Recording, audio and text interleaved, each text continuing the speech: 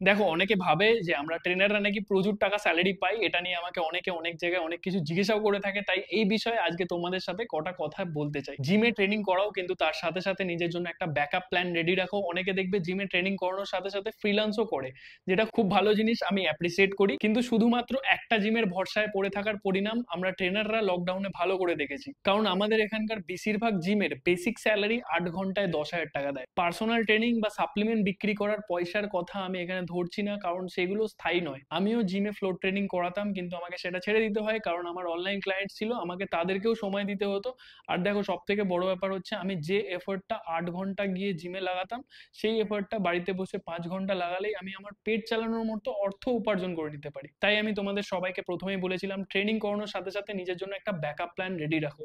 Freelance করো, online client করো, কিন্তু কখনো কুয়োর ব্যাংক হয়েও না। আমি জানি 10 ঘন্টা 12 ঘন্টা জিমে ডিউটি করার পর আর শরীর দেয় না আলাদা করে কিছু করার বা শেখার। কিন্তু তাও আমি তোমাদেরকে জাস্ট একটা কথা বলে রাখলাম, চেষ্টা করো নিজেদেরকে ডেভেলপ করার, কারণ এই পথে আমি অনেককে 10 বছরে হারাতে দেখেছি। সব থেকে ইম্পর্টেন্ট ব্যাপারটা হলো, আমাদের ইন্ডাস্ট্রিতে সবাই তেলা মাথায় তেল লাগাতে বেশি পছন্দ করে। আর এই কথাটার মানে যদি তোমরা জেনে থাকো, তাহলে আশা করছি এতক্ষণে তোমরা বুঝতে পেরে গেছো আমাদের ইন্ডাস্ট্রির ভবিষ্যতের কথা। তাই তুমি যদি গরিব হও আর ভেবে থাকো আমাদের ইন্ডাস্ট্রির কেউ তোমাকে ভালো কিছু করার জন্য সাহায্য করবে, প্লিজ মনের মধ্যে এই ভুল ধারণাটা রেখো না।